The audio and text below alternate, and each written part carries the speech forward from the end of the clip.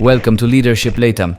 Today we are going to show you that Maduro's worst lie is not electoral fraud, nor that he is Colombian, but that the one who governs Venezuela is his neighbor Cuba. Of all the lies of Nicolás Maduro, the one of July 28, 2024 will go down in history, lying with a computer system that can be audited and of which there are already copies of at least 40% of the minutes that the opposition members sent via cell phone photos when they closed their polling stations is risky. That, in addition, that data that they already have coincides with the information from the various exit polls that were carried out and that gave the opposition the winner with a result of around 70%, shows that they invented a story to stop the tremendous beating that his own people were giving him. But it happens that Nicolás Maduro cannot leave. He has no decision on those issues. Every time he is about to leave, someone stops him. U.S. Secretary of State Mike Pompeo said that Nicolás Maduro had a plane on the runway ready to go to Cuba, but Russia ordered him to stay at the beginning of the rebellion led by Juan Guaidó. What happened on Sunday, July 28th in Venezuela was something similar. Cuba ordered him to stay in power at all costs. Maduro cannot leave his position in Venezuela. It is not what was agreed, nor is it his mission. This may surprise many, but let us pay attention to what may be just a theory, or perhaps we are discovering the harsh reality. If we are not mistaken, what he did was very predictable. Nicolás Maduro is a dictator, but he needs electoral legitimacy to continue saying that it is a democracy, and in his country they have been allowing him to do so because they do not know how to avoid it. That is how simple and hard the issue is. But why? How can a people validate what they do not really want? The answer is complex, but if you dare to watch a longer video, in this report, we will explain it to you in detail so that you can know who Nicolás Maduro is and what is really happening in Venezuela. So that it does not seem like arrogance on our part, we show you that last April, we published a video that already anticipated that Nicolás Maduro should not be seen as a president, but rather as a kidnapper. The video is titled, "A Dictator Does Not Hand Over Power, He Negotiates or Stays," and 3 days before the elections, on July 25th, we also published another video titled, "The Army's Dilemma in Venezuelan Elections," in which we already predicted that Nicolás Maduro was preparing to commit blatant fraud, exactly as he did. Both videos are available on our channel, and we recommend that you watch them to understand the complex Venezuelan plot. But let's get back to the point. Venezuela called for presidential elections earlier than expected. It committed fraud in each of the instances and opportunities already described in other videos, and finally it presented itself to the world saying that Maduro had won again in clean, democratic, and transparent elections. That if there were flaws in the process, they were due to the hacking of its system by imperialism, together with the international extreme right, as always. After all the typical exonerations made by Elvis Amoroso from the CNE, Maduro presented himself again to the world as the elected president of a true sovereign democracy, and no one from another country has anything to say about it. Saying that, or Venezuela is mine, and I do with it what I want, is more or less the same. Ultimately, this extreme synthesis is just for us all to ask ourselves, can it be as simple as that? All the civic rights of the voters, the inhabitants and the exiles were violated, and everything remains the same. Probably yes, unless they become aware of what the power within power is. Nicolás Maduro is only the puppet who uses a more complex scheme of invisible networks that today only one president in the world is daring to say in so many words. And that is why Maduro identified him as his enemy. Se va a terminar el socialismo, se va a terminar ese modelo empobrecedor, porque el socialismo es siempre y en todo lugar un fenómeno asesino y hambriador y empobrecedor. Those who are under ideological influence will not be able to see how clear and simple the message is. He expresses it so directly that it seems like an outburst, and that is why many condemn him. But if you follow us until the end of the video, we promise that you will see some hidden things that happen in Venezuela, and that message from President Milei will be very clear. Let's review some recent history to look for the invisible. For more than 2 decades, the close collaboration between Caracas and Havana has been intertwined. We already told you in another video that the Colombian Nicolás Maduro Moros was invited to Havana in 1985 to receive revolutionary training, and that is why Fidel Castro convinced Chávez to name Maduro as his heir, when they already had his diagnosis of the terminal illness. He even advised him to say it in front of potential competitors and on national television so that there would be no possibility of the anointed heir being displaced by other interests. Cuba, without the contributions it received from Russia during the Cold War, had a serious economic problem, and being a small island with few natural resources, they invented their own revolutionary mystique and turned it into an export commodity. The Castro brothers exported revolution. Latin America, in love with Che, Fidel, Camilo, the bearded men, and the heroic revolution of 1959, was always willing to pay for training, instruction, logistics, and a whole ideological package that came with background music by Silvio Rodriguez and Pablo Milanés. The combo worked quite well until they found the best client, a military man with ambitions for power in a neighboring country full of high-value resources. Cuba embraced Hugo Chávez in such a way that it gave him a turnkey revolution. They offered him everything they had accumulated in experience in exchange for barrels of oil. We are simplifying the story so that you don't get bored, but it was not very different from how we are telling it. Advice here, recommendations there, and a record growth in the price of oil due to the demand for the growth of the Chinese economy made the Chavez-Castro partnership work better and better for both, and in this way Cuban interference was able to penetrate almost all instances of political, military, and economic power in Venezuela. The Cubans have not only sucked billions of dollars from the Venezuelan treasury for many years, but they have also set up an unprecedented structure of control, with the permission of Hugo Chávez first, and later with Nicolás Maduro. Most of the institutions of the Venezuelan state correspond to a Cuban design, and furthermore, control is exercised daily by thousands of Cuban agents, mainly in the intelligence sectors and throughout the structure of the military establishment. It may seem like an exaggeration to express it, so let's be more explicit.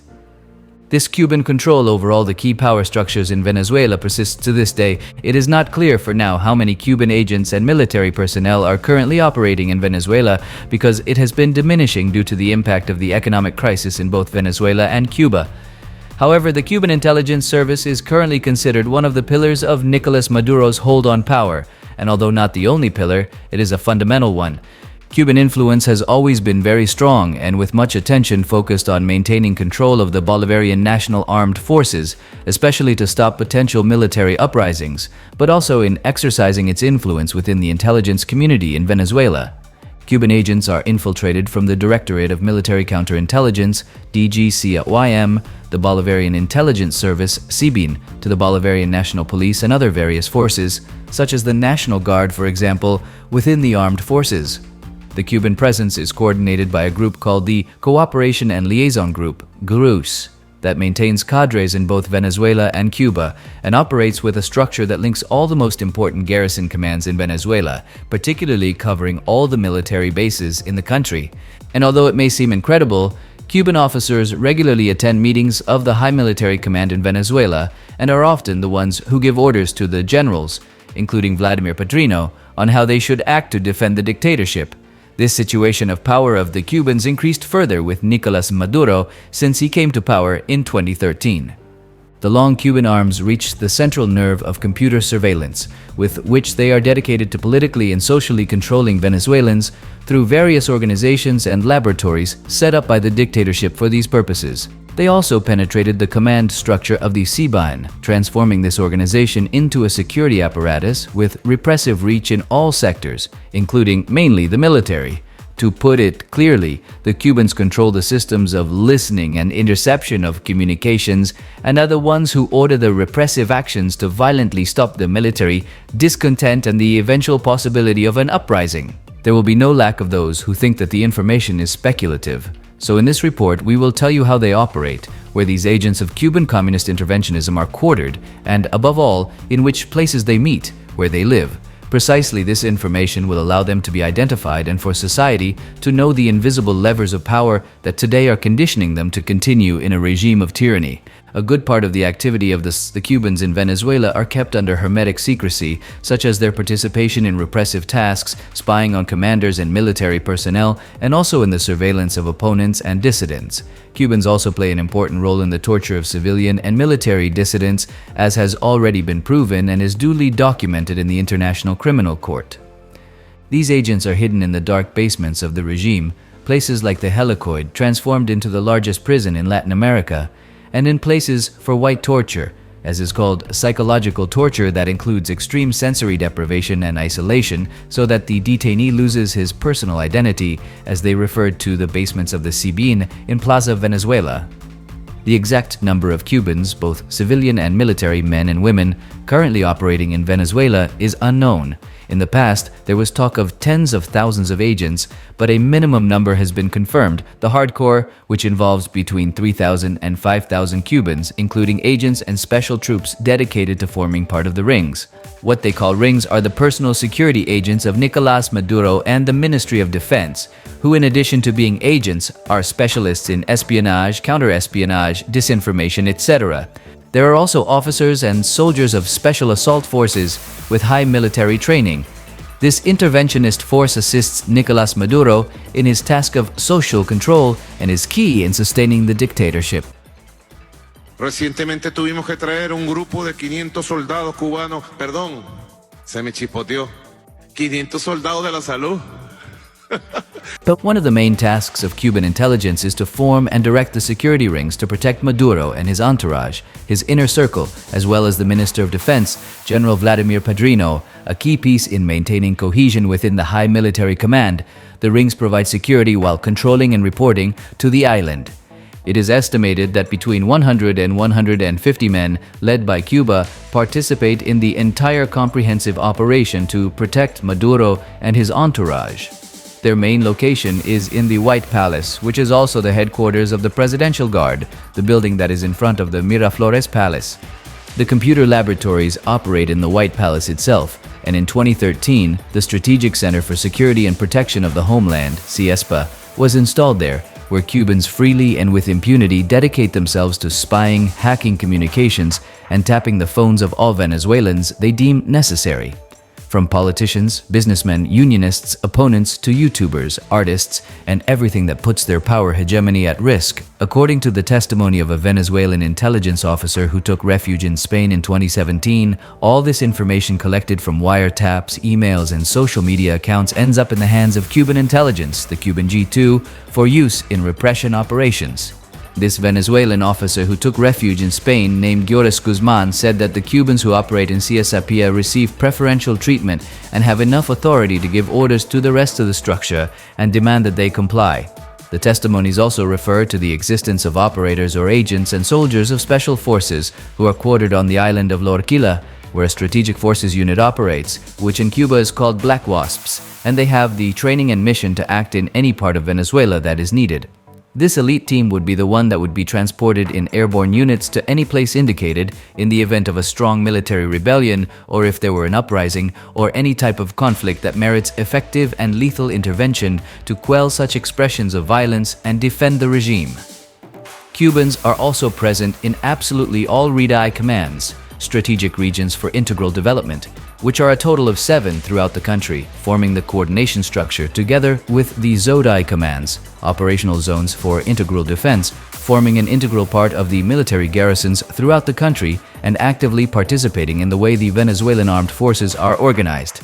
Cubans form an integral, functional part of the entire Venezuelan military structure, but they answer to Cuba. Let's look at the location of each one, and there you can find Cubans. The Western Redi, which covers the states of Falcon, Lara, Yaracuy, and Zulia. There Cubans operate in a central command that is in Maracaibo, in the state of Zulia. Redi Los Andes, for example, covers the states of Mérida, Táchira, and Trujillo. The central command of this organization is in the city of San Cristobal, in the state of Táchira. Redi Los Llanos covers the plain states of Apure, Barinas, Cojedes, Guárico, and Portuguesa. The headquarters of the command is at Fort Cedeño, in San Juan de los Morros, Guárico State. In the central Redi, it has jurisdiction in the states of Aragua, Carabobo, Miranda, Vargas, and the Capital District, with headquarters of command in Fuerte Tiuna in Caracas. The Eastern Redi, which includes the states of Anzoátegui, Monagas, and Sucre, with headquarters in the command in Guanta, Anzoátegui State in eastern Venezuela. The Guayana Redi, which covers the states of Amazonas, Bolívar, and Delta Amacuro. The command is located in the Caruachi Hydroelectric Complex in Puerto Ordaz, Bolívar State. And then there is the Insular Maritime Redi, with authority over the states of Nueva Esparta and the marine and submarine spaces of Venezuela, including the maritime insular territory. The headquarters of this command is at the Pampatar Hydrographic Station in Punta Balena, Nueva Esparta state. It is also estimated that at least 2 Cubans, a political commissioner and an intelligence officer, are present in each of these Zodi commands in Venezuela, which are a total of 23 nationwide, almost 1 per state in the entire country. There are many of them, and they all have access to sensitive information, while they are the first warning of containment for the discipline that Cuba needs from the Venezuelan army. According to testimonies gathered from different sources in Venezuela, the Cuban presence is in all the military bases in the country, although the Cubans have the freedom to move and regroup in different points of the national geography if necessary. Most of them are quartered in the following military garrisons, from where they carry out their work of keeping the dictatorship standing. In Caracas, they are in the garrison of the Federal District with headquarters in the 3rd Infantry Division in Fuerte Tiuna. If you look it up on Google Maps, you can easily identify it. In Maracay, they are in the 4th Infantry Division. In Valencia, in the command of the Naguanagua Armored Brigade. In Zulia, they operate in 2 places in Fuerte Mara, which is in the city of Maracaibo, and in the Venezuela Battalion, which is also in Maracaibo. In Falcon, they have 2 locations, one in the Girardot Battalion and the other in the Paraguana Naval Unit. In Maturin, they are housed in the Cazadores Brigade. In Bolivar, in the command of the Jungle Division based in Ciudad Bolivar, also in the Puerto Ordaz Garrison, and even in the Great Sabana, where there are 2 jungle infantry battalions to protect not only the border with Brazil, but also the operations of extraction of precious minerals in which the Cubans also have their part. In Anzoátegui, they are located at the Luis del Valle Garcia Air Base in Barcelona, where some of the Sukhoi's fighter planes purchased from Russia are also located and are still operational. In Guárico, they are at Fuerte Conopoima in San Juan de los Morros and are also located at the Manuel Rios Air Base, where the Central Satellite Command operates, a total of 3 currently operational, although with operational difficulties. One is the Simon Bolivar, launched in 2008 and dedicated to telecommunications. Then there is the Francisco de Miranda, put into orbit in 2012 and specialized in observation. And then there is the Antonio José de Sucre, launched in 2017, which is the most modern and is equipped with infrared and night vision, intended mainly for national security purposes. All 3 satellites operate with Chinese technology. In Táchira, the Santo Domingo Air Base also has Cuban personnel. They are in the Border Operations Center and also in tactical units, the 11th and 12th Brigades that have infantry battalions based in San Cristobal. In Mérida, they are in the Mérida Brigade Command. In Apura, they are divided between San Fernando and the Task Force Command in Guazualito, which is a more operational center. In Barinas, they are under the influence of the Táchira State Command, a unit that depends on the military commanders in the state and is a known relief zone for dissident groups of the FARC and the ELN of Colombia. In Lara, specifically Barquisimeto, they operate in the Teniente Vicente Landay Taguil Air Base and in the Infantry Brigade. Cuban troops are quartered there to control desertions, which, according to testimonies, have been very high in recent years. In Amazonas, they are in the Puerto Ayacucho and Puerto Paez garrisons, from where many of the operations in the Rio Negro are controlled. Many of these are linked to drug trafficking and with full knowledge and joint management with the Cubans. And the same situation in Amazonas, on the border with Colombia. In Nueva Esparta, which includes the Margarita, Coche, and Cubagua Islands, the Cubans operate in the same area that houses Hezbollah operatives and also Russian and Iranian operators. This is a nice combination that shows the international alignment to which they led Venezuela. In Puerto Cabello, the most important naval base, the Cubans participate in the control of the Bolivarian ports or bolipuertos, which control a part of the merchandise that enters the country, but also that which leaves for other destinations. The influence of the Cubans in Venezuela is very great, but in addition, the majority of the current members of the military high command in Venezuela were trained in Cuba or have received instructions from their Cuban parts in command functions in all defensive activities of the national territory. General Vladimir Padrino, for example, spends most of his time between the Miraflores Palace and Fuerte Tiuna. He has a direct relationship with the Cubans and acts as a hinge between the high military and the civilian environment of Nicolás Maduro. General Domingo Hernandez Lares, current head of the Strategic Operational Command of the FNB, has Cubans around him and is the one who has all the operational responsibility of the armed forces. General Ivan Hernandez Dala, the unconditional military leader of the shadowy General Directorate of Military Counterintelligence and the head of the Presidential Honor Guard, is a man loyal to Nicolás Maduro and the First Lady Celia Flores, who is considered one of the military brains behind the regime. Hernandez Dala is head of the military house and the DGCIM at the same time. He is also considered the torturer-in-chief and was trained in Cuba and indoctrinated in communist theories. Hernandez Dala has a great relationship with the Cubans in the tasks of persecution and torture of opponents and dissidents, an operation that they consider of vital importance to keep Nicolás Maduro in power. The military high command acts under the supervision of Cuban agents who attend meetings at the highest strategic level, something that has never had precedence in the democratic history of Venezuela. According to confirmed sources, a group of high-ranking Cuban officers attend meetings of the higher general staff of the armed forces, which shows that Maduro does not trust the Venezuelan military institution and therefore hands it over in a gesture of total submission to Cuba. The National Guard is a force that is responsible for the control of borders, customs, communication routes, roadblocks, and above all in operations to control public demonstrations. The central command of the Bolivarian National Guard is located in Caracas, but it maintains 24 zone commands throughout the country, one for each territorial political entity of Venezuela. The National Guard is staffed by forces from the Cuban Ministry of the Interior, specialized in controlling demonstrations and infiltrating opposition groups.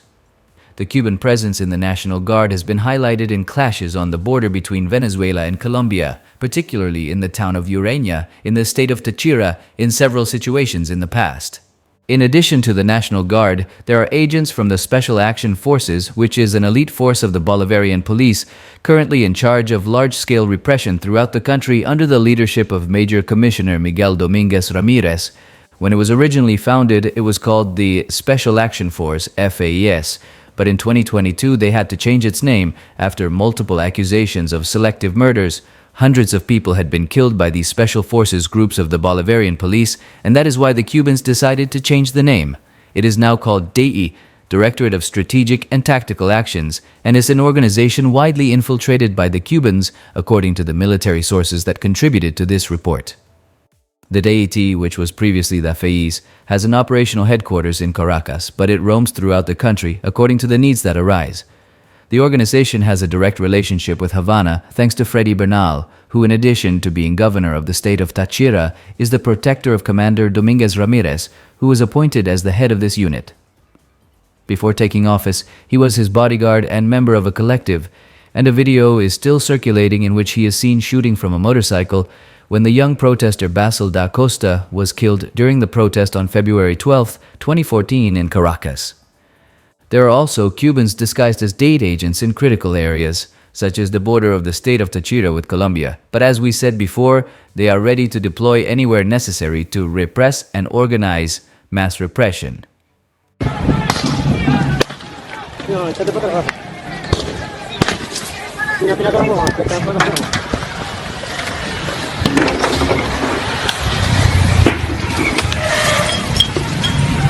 It is also said that Cubans play an important role in the articulation that the armed forces make with the collectives for the defense of the regime. For example, the Francisco de Miranda Front, the so-called the collective gangs formed in Cuba, are paramilitary bands that have been trained and have traveled to Havana to receive courses.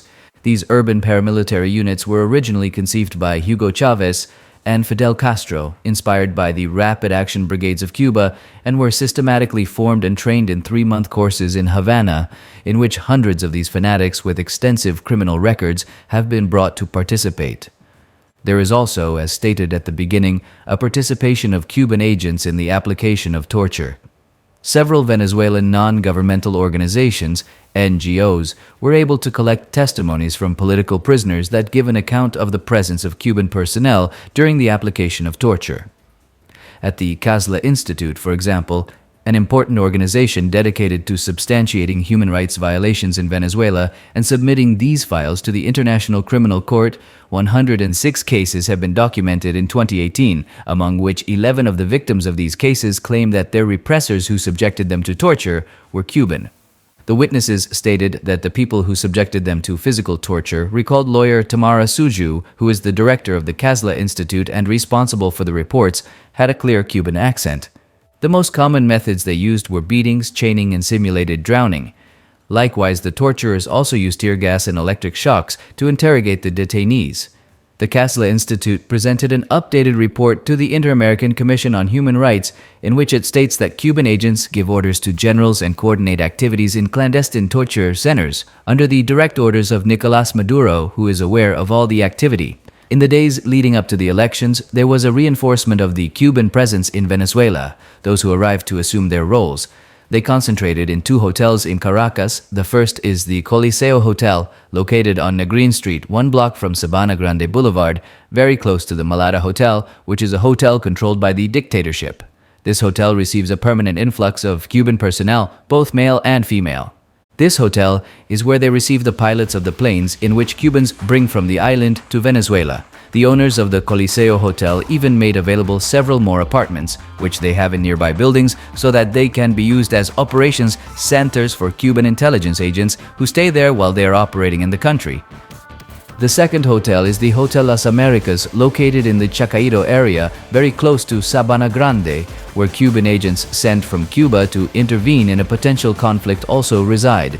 If you observe the methodology used on Sunday and Monday to dissuade the concentrations of civilians in the voting centers, and how the different shock forces, the armed groups, the National Guard, and above all the absence of members of the army responsible for guarding the voting machines, and the minutes were articulated, you can see that the Cuban intelligence services are defending their own interests. Who is the civilian population of Venezuela to interrupt a business that has been going on for years? What does not come with socialist doctrine, propaganda, and ideology must come with repression, but the resources and lifestyle of those who rule the country cannot be put at risk. This Cuban control over Venezuela has profound economic and geopolitical implications. The fall of Maduro would mean an even greater crisis for Cuba, whose economy is already in a critical situation. The Cuban presence in Venezuela, with its experience and knowledge of the terrain, can provoke the bloodbath that Maduro threatened if a transition of power is attempted, since its main objective is to maintain the regime at any price, and by extension, the survival of the Cuban regime. If Maduro falls, an effect is unleashed that produces the fall of others as if they were dominoes. It starts with Maduro, continues with Cuba, will follow Nicaragua, and then the effects are so unpredictable that it could even reach Europe. Recovering democracy will be a task that can only be done with the strength of a pacifist leadership like that demonstrated by Edmundo González Urrutia and Maria Corina Machado together, who know the reality and have a path designed to move the country forward with dialogue, patience, and defining the transition. Venezuelans must know the reality, who their true enemy is, in order to get out of tyranny, and a large part of the social responsibility is within the army itself, which has to be reflected in its own people.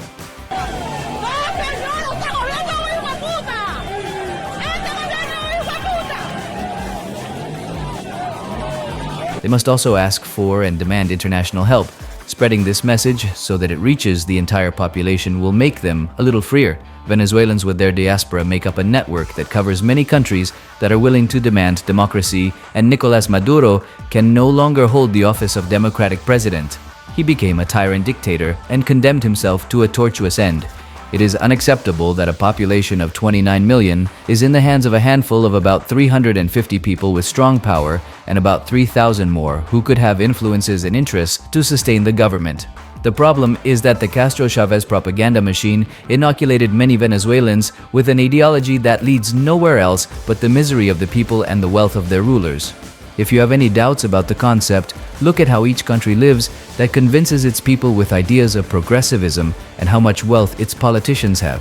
We have already mentioned them in other videos, and it is so obvious that it is not worth remembering it country by country. Poor nations with millionaire politicians, most of them with legal cases for corruption. In these moments of anguish and uncertainty, we must cling to genuine leaders and follow them to recover the destiny of the country. Maria Corina and Edmundo already got 70% of the real votes. They are their representatives, and now we must help them demand from the rooftops that the regime show the minutes and all the receipts. And when they do not do it, because they do not exist, follow Maria Corina. She knows what they must do, and she is the one who defines the strategy. Bueno, varias cosas. Para que haya guerra tiene que haber enemigos, y en Venezuela no hay enemigos. En Venezuela estamos todos unidos en una misma situación y un enemigo. Y lo vimos el día de ayer. Claro que el régimen quiere provocar violencia y quiere provocarnos, porque si hay violencia sienten que la gente se va a regresar a su casa, porque nadie quiere sufrir agresiones ni lesiones. Y por eso nosotros estamos convocando enormes asambleas populares donde hay tanta gente, multitudinarias, que no pueden desactivarnos con amenazas o de unos cuantos grupitos violentos. Y vamos a ir con nuestros hijos, con nuestros ancianos, como hemos llevado adelante todo este proceso de la campaña, donde hemos tenido no solamente decenas de miles, centenares de miles de venezolanos en las calles, sin ningún incidente. Y esto es lo que va a seguir ocurriendo. Vamos a mantenernos de manera ordenada, cívica, pero muy firme, haciendo valer esta verdad, que a partir de este momento no solo ya la sabemos nosotros y la sabe el régimen, sino la van a poder comprobar todos los venezolanos. Maduro has already announced the bloodbath in his campaign, and let no one doubt that he is willing to do it. His life depends on it, and it is the only thing that interests him, so we must not fall into provocations because democracy will prevail by its own weight. Venezolanas y venezolanos, mi solidaridad está con el pueblo ante su justificada indignación. Lamentablemente, en las últimas horas tenemos reportes de personas fallecidas, decenas de heridos y detenidos. A las fuerzas de seguridad y a nuestra Fuerza Armada los instamos a respetar la voluntad de los venezolanos expresada el 28 de julio y detener la represión de manifestaciones pacíficas.